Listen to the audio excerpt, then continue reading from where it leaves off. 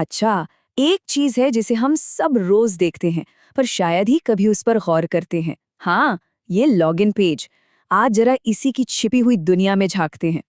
तो सवाल ये है कि इस पेज में आखिर ऐसी क्या कहानी छिपी है जिसे हर दिन अरबों लोग देखते हैं। देखने में तो ये बिल्कुल मामूली सा लगता है ना, पर असल में इसका डिजाइन एक बहुत ही गहरी सोच और एक ग्लोबल स्ट्रैटेजी का नतीजा है। चलिए, सबसे पहले सबसे सीधी बात, इसका मेन काम क्या है? साइन इन करना। बस ये दो शब्द, और ये साफ साफ बताते हैं कि इसका मकसद है किसी को अंदर आने देना, एक्सेस देना। तो एक तरह से ये पेज एक यूनिवर्सल दरवाजे जैसा है, और इसका काम हमें उस दरवाजे को खोलने के लिए जो भी चाबियां चाहिए वो देना है। अब ये बात समझना बहुत जरूरी है कि ये सिर्फ किसी एक वेबसाइट में लॉगिन नहीं हो रहा है। नहीं, ये तो एक बहुत बड़े इकोसिस्टम का गेटवे है। सोचिए, ईमेल, मैप्स, क्लाउड स्टोरेज, सब कुछ, हर चीज बस एक अकेली डिजिटल पहचान से जुड़ी हुई है। और देखिए, पूरे प्रोसेस को कितना आसान बना दिया गया है। सिर्फ 2 स्टेप्स हैं। पहला, अपनी पहचान बताओ, मतलब ईमेल या फोन नंबर डालो, और दूसरा, नेक्स्ट दबाकर आगे बढ़ जाओ। बिल्कुल सीधा, एकदम सरल डिजाइन। लेकिन सोचिए, अगर प्रोसेस में कुछ गड़बड़ हो जाए तो? मतलब अगर कोई अपना ईमेल ही भूल जाए। यहीं पर वो छोटा सा लिंक काम आता है, ईमेल भूल गए। ये यूजर सेंट्रिक डिजाइन का एक कमाल का एग्जाम्पल है। ये दिखाता है कि सिस्टम पहले से तैयार है कि अगर कुछ गलत होता है तो उसका सल्यूशन भी मौजूद है।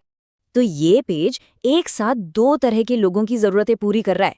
एक तरफ साइन इन है, जो उनके लिए है जिनका अकाउंट पहले से है, और दूसरी तरफ अकाउंट बनाए, जो नए लोगों को इस दुनिया में शामिल होने का रास्ता देता है। एक ही जगह पर 2 बिल्कुल अलग अलग रास्ते। अच्छा, और मान लीजिए कि कंप्यूटर अपना नहीं है, किसी और का है या पब्लिक है, तब क्या? यहीं पर गेस्ट मोड की अहमियत समझ आती है।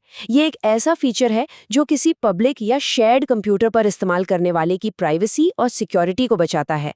ये पक्का करता है कि कोई भी जानकारी उस डिवाइस पर सेव ना हो। ठीक है, अब तक तो हमने इसके बेसिक फंक्शंस देखे, लेकिन अब हम इस पेज की उस खासियत पर आते हैं जो इसकी असली कहानी बताती है। ये वो चीज़ है जो हमें एक अकेले इंसान के लॉगिन से उठाकर इसकी ग्लोबल पहुंच तक ले जाती है। पेज के नीचे एक छोटी सी ड्रॉप डाउन लिस्ट होती है। शायद ही किसी का ध्यान जाता हो, पर असली कहानी वहीं छिपी है। जैसे वहां सिर्फ स्पेनिश नहीं लिखा होता, नहीं, वहां स्पेन वाली स्पेनिश और लैटिन अमेरिका वाली स्पेनिश दोनों का ऑप्शन होता है। सोचिए, ये दिखाता है कि लोकलाइजेशन पर कितना ज्यादा, कितना गहराई से काम किया गया है। तो सवाल ये उठता है कि इतना बारीक फर्क करने की क्या जरूरत है? जरूरत है, क्योंकि ये दिखाता है कि बनाने वालों ने दुनिया भर के ऑडियंस के बारे में कितनी गहराई से सोचा है। उन्होंने ये समझा है कि भाषा सिर्फ शब्द नहीं होती, वो संस्कृति का हिस्सा होती है। और अब आता है वो आंकड़ा जो हैरान कर देता है। ये पेज 77 अलग अलग भाषाओं और बोलियों को सपोर्ट करता है। ये नंबर अपने आप में बताता है कि ये ऑपरेशन कितना बड़ा है और इसके पीछे की सोच कितनी बड़ी है। और बात सिर्फ गिनती की नहीं है, ये अलग अलग स्क्रिप्ट्स लिखने के तरीकों की पूरी दुनिया है। लैटिन है, सिरिलिक है, अरबी, देवनागरी, चीनी अक्षर और न जाने क्या क्या।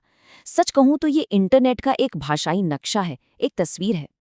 मतलब वो जो छोटी सी लिस्ट दिखती है ना, उसका मतलब बहुत बड़ा है।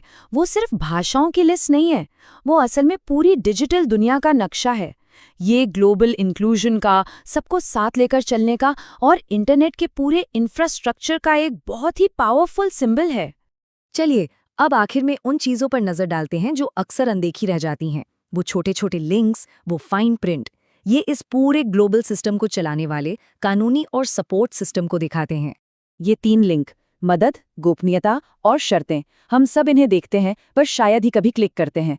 लेकिन सच तो ये है कि यही वो 3 पिलर हैं जो बताते हैं कि इस्तेमाल करने वाले के अधिकार क्या हैं, डेटा कितना सुरक्षित है और इस सर्विस को इस्तेमाल करने के नियम क्या हैं।